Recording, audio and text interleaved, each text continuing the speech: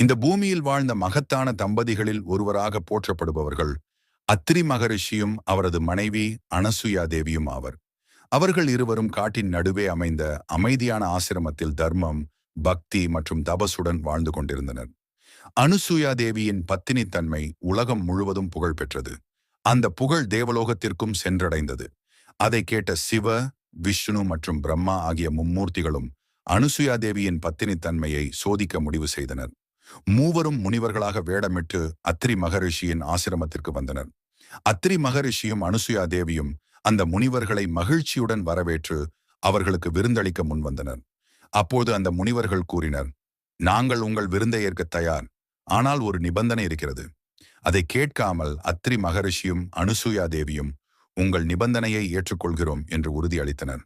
அதை கேட்ட முனிவர்கள் தங்களின் நிபந்தனையை கூறினர்.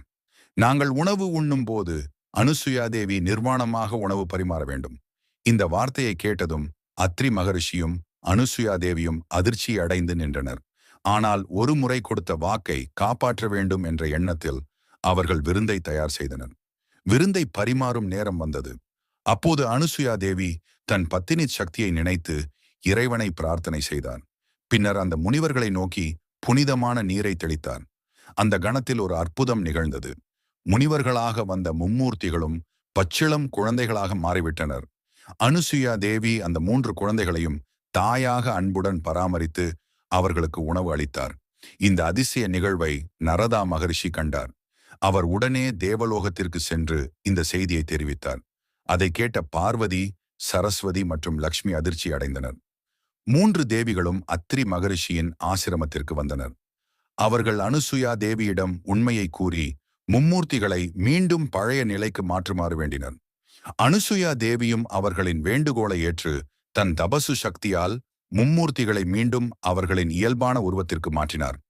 அந்த நேரத்தில் மும்மூர்த்திகளும் முப்பெரும் தேவிகளும் ஒரே இடத்தில் நிற்கும் அற்புதமான காட்சி நிகழ்ந்தது. பின்னர் மும்மூர்த்திகள் கூறினர், அனுசுயா தேவியின் பத்தினித்தன்மையை உலகம் முழுவதும் அறிய செய்யவே இந்த சோதனையை செய்தோம். அதை கேட்ட அத்ரி மகரிஷியும் அனுசுயா தேவியும் மிகவும் மகிழ்ந்தனர். மும்மூர்த்திகளும் அவர்களிடம் ஒரு வரம் கேட்கச் சொன்னார்கள். அப்போது தம்பதியினர் எங்களுக்கு புத்திர செல்வம் அருள வேண்டும் என்று வேண்டினர். மும்மூர்த்திகளும் அவர்களின் வேண்டுகோளை ஏற்று வரம் வழங்கினர். அவர்களின் அருளால் அத்ரி மகரிஷிக்கும் அனுசுயா தேவிக்கும் 3 மகன்கள் பிறந்தனர். அவர்கள் சந்திர துர்வாசர், தத்தாத்ரேயர். இவர்களில் துர்வாசர் பெரிய முனிவராக உயர்ந்தார். தத்தாத்ரேயர் தேவகணங்களில் இணைந்தார்.